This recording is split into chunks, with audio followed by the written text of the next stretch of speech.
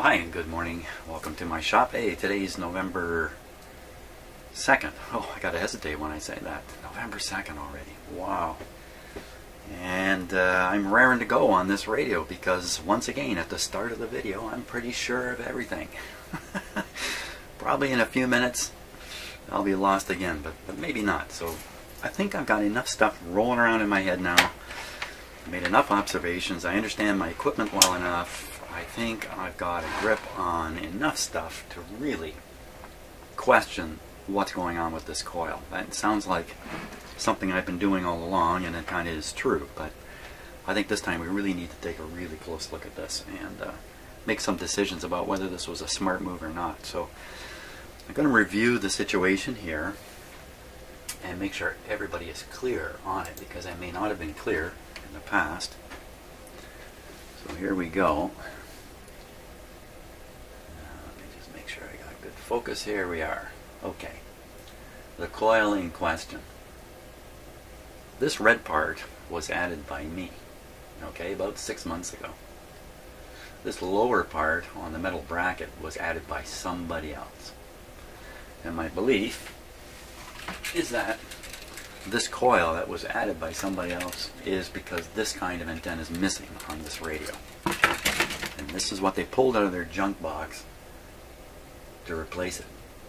And I'm pretty sure about that because the bracket it's on here, it's just a bent piece of metal screwed into a funny spot on the radio. Very surprised. I'd be very surprised if this was an original thing. So what's going on here is the coil that's underneath the plastic cover here, the original coil, the part that's slug tuned, okay, is working against the capacitor, this tuning capacitor, to do the front end tuning of the radio, which is what we've been looking at on the SDR radio and on the oscilloscope and the like. And the antenna itself, which now consists of this little bit of wire here, okay, which ends right here where these clip leads are. I'll take them off. And there's really nothing. So it's just ending there. That wire, or that connection, used to be made straight to this coil. There was no red primary coil. Now I came along and I brought my brain with me and I looked at the schematic and saw that there's supposed to be a transformer in this position. Okay, and just to be clear again, the transformer would really probably consist of an antenna like this. This is actually a transformer. It's not readily apparent. There's actually two sets of coils here on this, as there is with all those, I believe. So, I fashioned up this coil. I didn't do this without trying. You know, there's an issue of, well, what's the diameter of the wire in the coil I built? You can see it's this really fine wire. How many turns are there? What is ultimately the impedance of this coil? You know, the inductive reactance of this coil. And the last thing is the position of the coil. Now, I remember doing this, taking this red part and sliding it up and down and watching my VTVM in the background going up and down and making a decision. Maybe I was listening to the radio at the time of where this works the best. I then did something I don't normally do. You know, I fixed this in place permanently. I shoved a bunch of hot glue up in here. I fixed this coil in place where I thought it was best.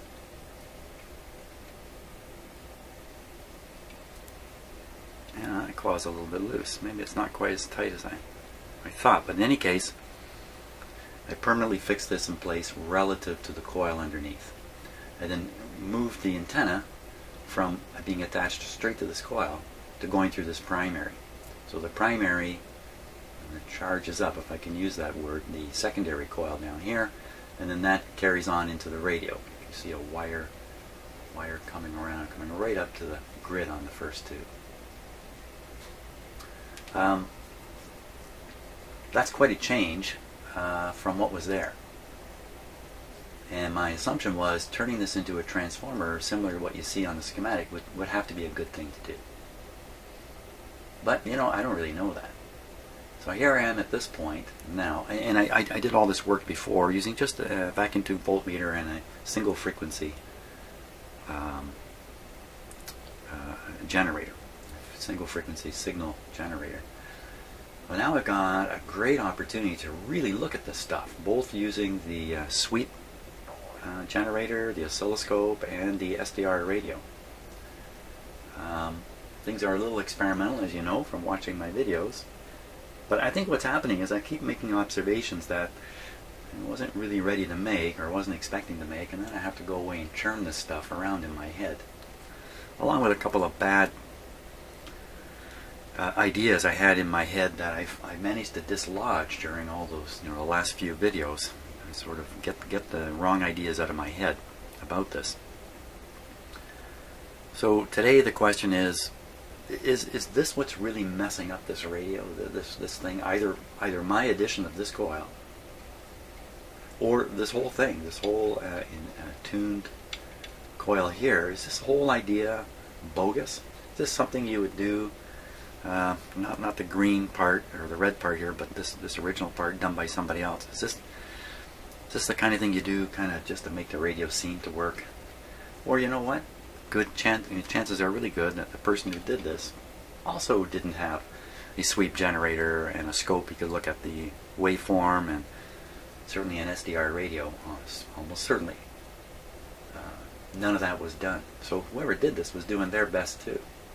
Now you notice I hadn't been fooling around with this adjustment here in the most recent videos, partially because it's tough to get a screwdriver on there, but mostly because I keep filling my head with other concerns. I can't get around to actually trying to manipulate this thing and discover anything about it.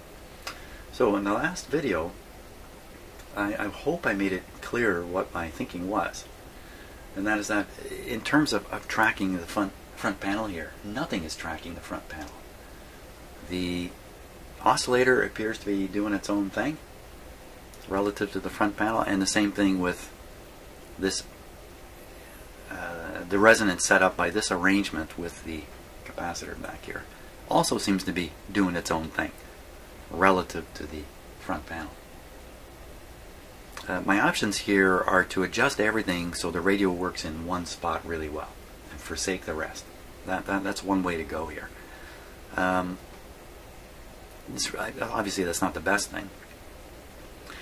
Another way to go is to essentially disable this coil, remove it if I could, but I think it's glued in place too much. I'll never get it off.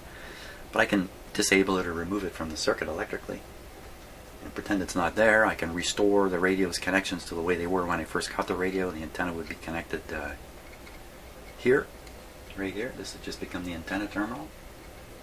And then repeat some of the tests I did with the SDR and the sweep generator, scope, all that stuff, and see if things aren't lining up. Now another thing I noticed that, again, I'm not paying enough attention to this stuff, is when I hooked up my big old signal generator, this guy here, I saw the resonance point of this situation change a little bit. And you know, it's just so much happening in my shop when I'm working away here. I'm trying to get somewhere, and along the way I'm running into stuff, and sometimes I dwell on it, sometimes I don't. I should probably have dwelled on that a little bit longer, because what the implications of that are, and this is a little scary for me, is every time I hook up my test equipment, I throw the radio out of balance, then tune it out of balance, and then take my equipment off, and voila, the radio is no longer tuned like it was when the equipment was connected. So I become very concerned about this. Again, this is the benefit of using the SDR and the sweep generator. It's a real eye-opener for me after years and years and years of doing this kind of stuff. This has been a real learning journey for me. Now, some of you old-timers who did this work professionally or received professional training in how to do this, you may have benefited from an awful lot of knowledge and stuff. You may have been told all these things, and they've always been in your head, and you wonder what's going on with Jim in his shop here. He doesn't seem to take certain things into account that he should. Well, that's because Jim is a learn-by-doing guy, and that's a rough road to go down. And it's even rougher if you do like I'm doing, shoot videos and have other people join you on the road of misery. But you know, I find this stuff fun. I don't mind being lost. To me, it's just more puzzling stuff to think about. And I usually say to myself, and I'm usually right, there's something I don't know, and if I keep pushing on this, I'm going to learn something. So my eyes are going to be open to something that it hasn't been open to before. Okay, I think I've convinced myself to go ahead. So I don't think I need to repeat what I did yesterday. What I need to do is deal with this problem of hooking up the signal generator and throwing the circuit off. Now let me show you a little bit here that I've been using, and you may have seen it in the videos, and I really haven't commented too much about it, but it's these two boxes here. And this is the output from the sweep generator, and I've got these two boxes connect up. One is an impedance adapter and the other one is an antenna simulator. These two boxes really come with the big old generator here. They come packed with this. They're part of this equipment, but I've got them hooked up to here right now. So there's all kinds of problems in hooking up this equipment and not disturbing the radio, and also not disturbing the equipment. And I've been pretty slack on that, mostly because the way I've been doing things, it has not seemed to be that important. And it probably hasn't been all that important. But if I'm trying to do precision stuff, trying to really get inside these radios, I need to be much more precise and careful. So I started utilizing these two boxes. Now this one, impedance adapter, is intended to present a 50 ohm load, if you like, or impedance to the output of the signal generator. That's what it's looking for, 50 ohms, and it finds it here. Exactly what's going on the other side of this, I don't exactly know, to be honest with you. And I have it connected to another box called an antenna simulator, and this one is supposed to allow you to connect your signal generator to a antenna impedance that might range from a couple hundred ohms on up. And the idea is, with the properly terminated proper terminations on your signal generator, you can then utilize the calibration of the signal generator properly. In other words, what the signal generator says is reaching the radio will be what is reaching the radio. Without this installed, it's a bit of a guessing game as to whether the controlled output of the signal generator really is what's arriving at the radio. Now, this one doesn't have much of a controlled output. I haven't been able to calibrate this. I really haven't tried, but it doesn't have any normal built-in calibration. This one here, this guy can be very much calibrated. It's built for calibration. It has a meter on it, instructions how to do it. There's a way to do it. But the only way the calibration means anything is if you've terminated the output properly. And this certainly is not a proper termination here, what I've got, because I'm using it all on the other signal generator right now. So I got two signal generators, both needing proper treatment, but only enough stuff to do one. So I'm going to keep that in mind. Now, that's been in the back of my mind the whole time, and as I said, when I made and connected and disconnected this signal generator here, I did see a disturbance happen in the radio, and then I just ignored it and carried on. I guess in the back of my mind I suspected that I'm only trying to get close to somewhere at that point. I'm not trying to get right to the spot. Now I'm going to try to get right to the spot, so I got to be totally careful about all this stuff. We'll find out what's going on with this. Now, oh yeah, another instrument I'm hooking up to the radio is the SDR. Software-defined radio. Here it is here. I'm just hooking up the antenna connection onto the radio in various places. Now, the input impedance of this, I don't know what it is offhand, but I'm guessing it's going to be, well, I don't know. You know, who cares what I guess? I don't really know what the input impedance is here. Maybe a little bit of research I can find out, but I don't know. This little skinny wire that came with it. It's the only wire I've got with a little tiny, I think these are called SMA connectors. And it's the only one I've got, so that's what I got. But I'm guessing the impedance of this probably doesn't disturb the radio very much. It's high enough that it doesn't. But even if it does, I've soldered in a resistor right here. It's a bit of a big resistor. It's a 1 megohm resistor. And what I'm doing is I'm attaching the radio, the SDR radio, which is all tangled up here. I'm just attaching it on the far side of this.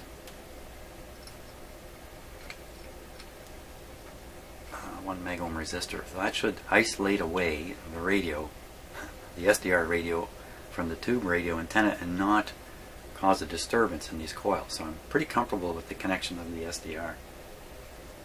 I've just got to put a ground onto it here. Last night I was listening to shortwave in here on the SDR radio. I was having a lot of fun. A lot of fun with it. It takes time to get used to them.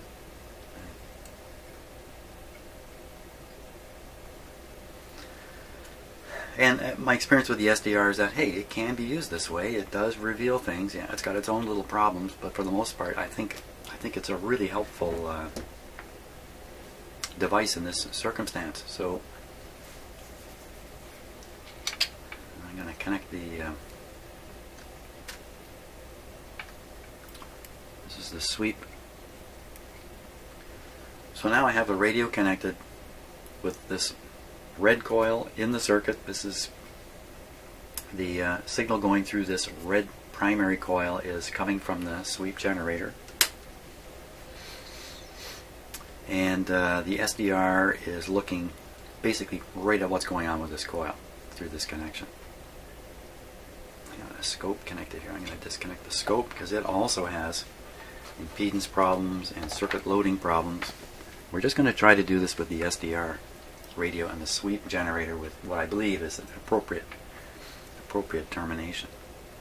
We'll start at this point, we'll get things going, get a look at what's showing up on the SDR, get comfortable. Well, then I'm going to move the antenna connection, the sweep generator connection, from the primary onto the secondary. We'll just leave the primary open. Hopefully it doesn't have much electrical effect on anything, as long as the winding here is not shorted or anything like that. You can just kind of pretend it's not there, I'm pretty sure. And we'll see how this radio works the way it was when I first got it. And unfortunately, that's going to, or unfortunately or fortunately, that's going to reveal whether I was smart about what I did with this primary coil or not. Okay. Sometimes I have too much to talk about and not enough stuff getting done. So, SDR radio, I'm going to have to set everything up here. I haven't even got it running yet. So, oh, just before I do that, I'm going to post a video of me going fossil hunting. If you haven't watched it yet, I encourage you to watch it. It's a little long, but there's some interesting things in it. Not all fossils. There's some other weird stuff I came across when I'm stomping through the woods there. But I just wanted to say this. What in this fossil walk, where I go to a certain spot, what I was really doing was walking to a location not far from my house here, where the sea floor from a sea that existed 400, 500, 600 million years ago once was. And I'm going to walk to a spot and stand on a 450 million year old sea floor and take a look at what's there. I mean, it's rock now, of course. So that's what that video is really about. It's about taking a walk to a spot where 400 million year old rock is exposed. A walk to the rock. So I encourage you to watch it, even though it is a little bit long. So okay, off I go. Get things set up. Okay, I think I got things set up here so we can make a little bit of headway. Now, just a quick review here. Sweep generator, which is operating now, fed into the primary coil. On the secondary side, we're using the SDR to look at the result. The SDR is isolated away by a 1 meg resistor. So first thing I'm going to do, I'm going to fiddle with that resistor and watch the display on the right side of your screen there. I'm just going to use my fingers to fiddle with it. So yeah, see, tons of influences here. All kinds of stuff happening, even on the 1 meg side of things. Okay, so what do we see anyway? We see two humps on there. Let's see, the frequency of the one hump is 1100 and the other one's at 1600. That's something new. It's never looked quite like that before. So, you know, is that really what the radio's doing, or is that just the effect of having all this equipment connected to it? Wow. Let's tune the radio a bit. We'll just see what happens to those humps. there moving along. And the radio is tuned to around 900 right now. Let's see. And the SDR has a fairly sharp peak just below 900, and then it has a dull peak up around 1300. So we're kind of seeing what we saw a couple of videos ago, I think. The real hump, if you like, is the one around 900, I would expect. So put that right on 900. And there, the radio's not operating right now. Because we're just looking at the front end. That's right on 900. And on the SDR, that's coming out at about 840. In the last video I discovered that if you tune this radio to 900 here, the oscillator, the local oscillator frequency will be such that the radio won't actually tune 900, it'll tune somewhere a little off. So everything's off, everything's off, everything's off here. Now this is employing the coil. No, this isn't. So I'm now going to feed the sweep signal into the primary side. I'm going to forsake the primary side. I'm going to feed it into the secondary side of this little transformer here. My problem is, well, let's just do it. Yeah, my problem is me. Here we go. Probably turn this way down here. What happened there? Nothing seemed to show up.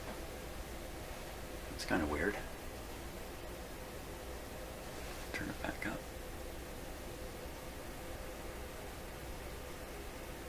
Okay, now we're seeing something. Now we're seeing something right around 500 and like a sharp peak around 520 or so. Then there's a plateau that runs all the way. Look at that. It's just covering.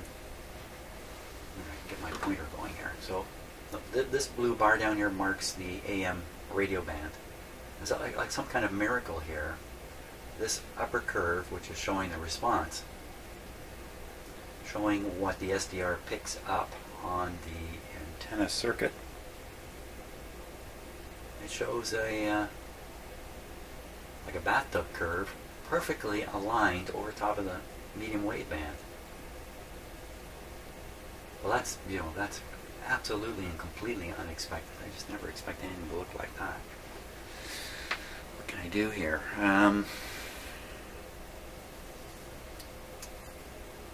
What can I do?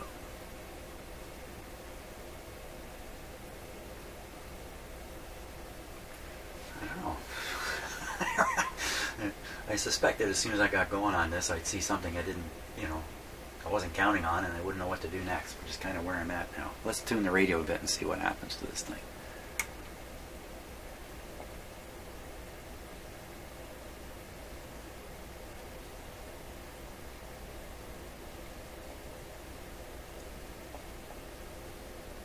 It seems to go lower and lower. Remember, the radio is not even operating yet. As we go, where are we going? We're going up in frequency. Up. What's that thing coming in on the left side there?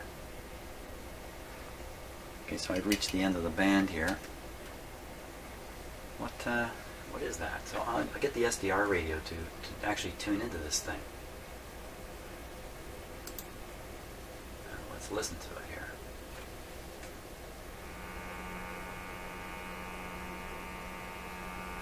And I'm sure that buzz is the sweep generator sweeping. I've got it going 10 milliseconds to sweep across the band. It's very, very fast. What if I listen to this?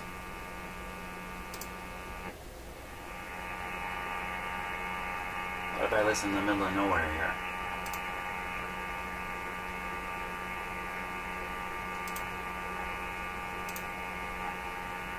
Oh, for crying out loud, I know what I'm looking at. Okay, I'm a little slow on the uptake, but usually when I get things, I get them good.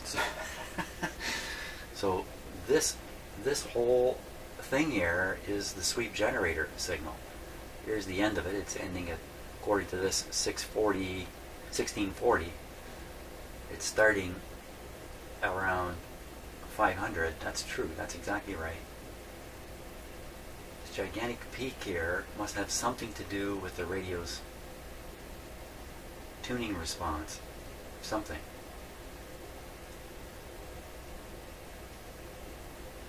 So when I tune the radio, this doesn't move, does it? Let's see. Let me tune some more here. It moves a little bit. It's going down. It does move, and then it just, well, what's happened is it's moving below the range of the sweep generator. That's why it's disappearing off the screen. So I'll tune the radio back. So here's another whole tuning issue. I'll tune the radio up. I think it's up. Yep, I'm right up at the end now, 1700, and that response peak is sitting down at 550. It's at the bottom of the AM band. It's not going anywhere.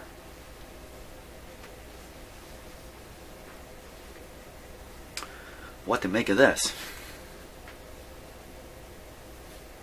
Okay, so what I'm going to do is I'm going to try and impress the sweep generator signal, yeah, there it goes, that's impressive, onto the radio antenna through some kind of coily connection. Oh boy, that's just going to introduce another coil, isn't it?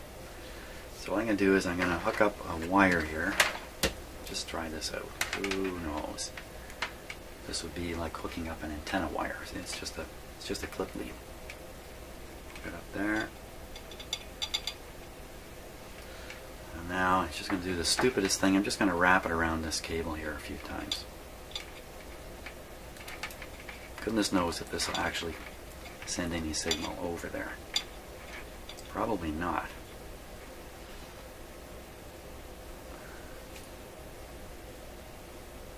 Okay, I see something up around 1400 now on the SDR.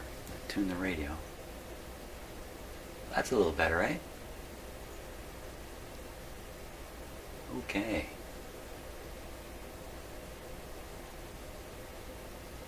Getting a little weaker as we go, but you know, that could be because the coupling is worse at lower frequencies. So the signal generator signal is just not making it onto that wire as well as it could. Back up to the top here. So what I'm looking for is a non-interfering way of hooking up my equipment so I can get something I can believe. That's the top. What's that actual value? It's 1400. You know, it should be up 1700, just like it says on the dial. It's showing 1400. Now, so 1400 there. I've got my signal generators wide open here. There's no more power coming out of it, so I got to increase this turns here somehow. Try and get more and more signal onto it. It's just not enough wire here. What if I just keep going around? That goofy thing, eh? Isn't that goofy? That didn't work well.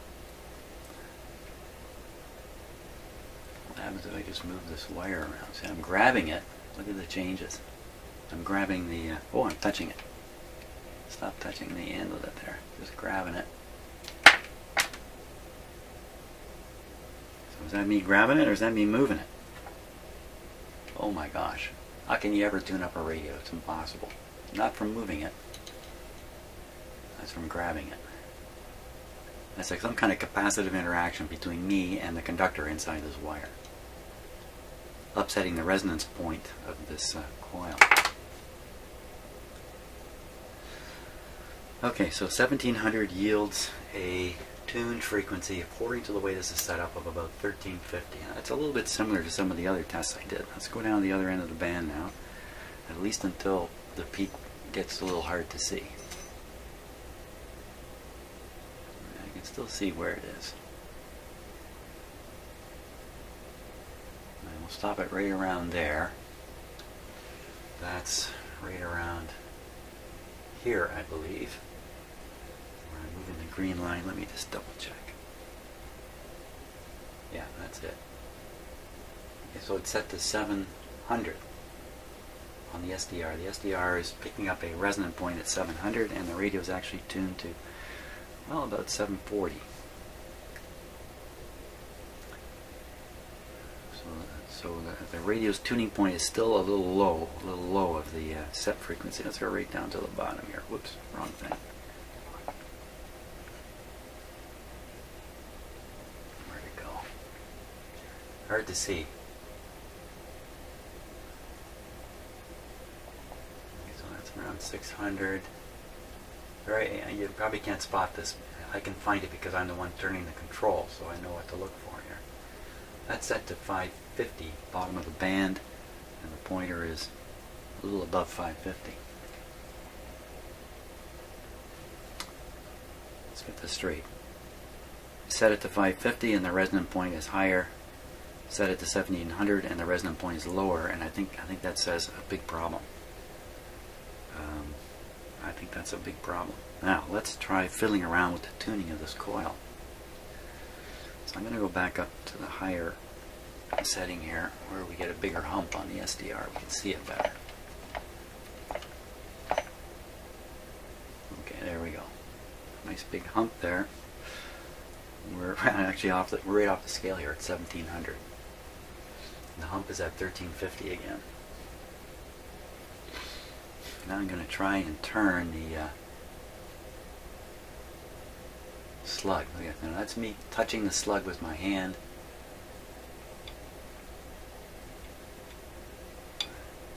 What all am I touching here? I'm touching more than the slug.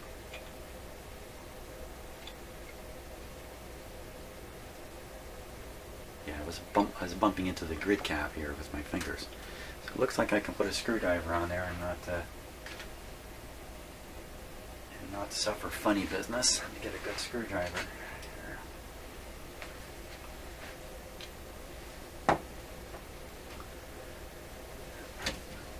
Just a little more light. Hard to get a screwdriver into there. I don't think this is going to be the right size screwdriver. No, I need a thinner one. There we are.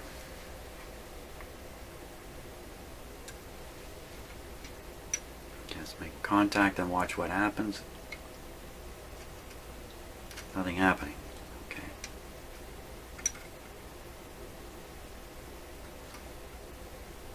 When I touch the grid cap here, it's not that I'm affecting the tube. The tube's not on. The radio's not operating. Just changing the... there we are. Okay, we're in. And I was changing some other factors, not the... okay, here we go. Turn this. Didn't see anything happen. What?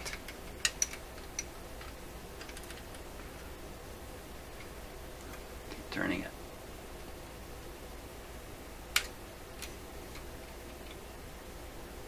Hasn't gone anywhere.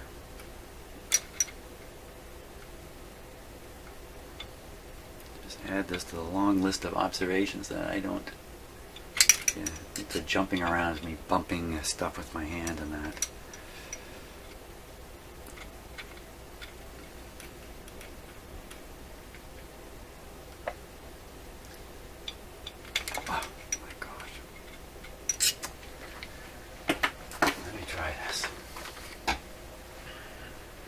Much less likely to slip out, but very hard to turn.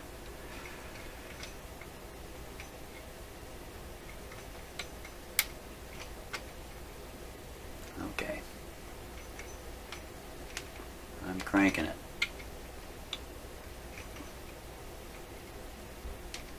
It's making no difference. Is it moving up a wee bit? I'm looking at the hump on the SDR. It is. It's moving up. A little wee bit. A little more now. Probably the slug was so far to the coil it wasn't doing much.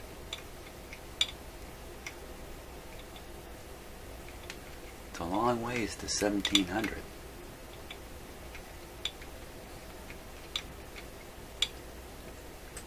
The slug is tightening up. I think that's the limit. Well, I expected a lot more sensitivity from moving that slug around. I really expected this to change a lot. I can't crank it up to 1700 to match where the radio's tuned.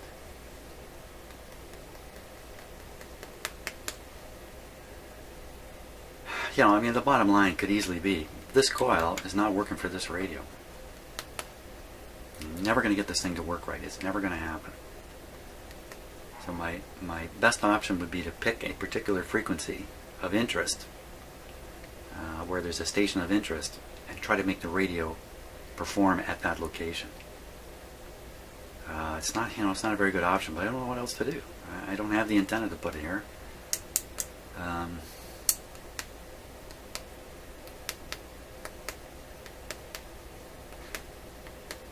Maybe we should listen to this radio at this point.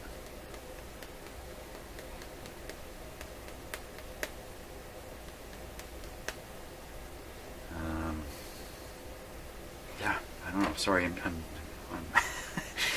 as usual, I'm totally stumped. So we'll leave this just as it is. Actually, I don't want this signal generator running the way it is now. I mean, it's piling a huge... Well, it may not be. It's just loosely coupled here. Let's just leave it as it is, and I'll turn it on. Just make sure the volume's down. Oh, 1 second.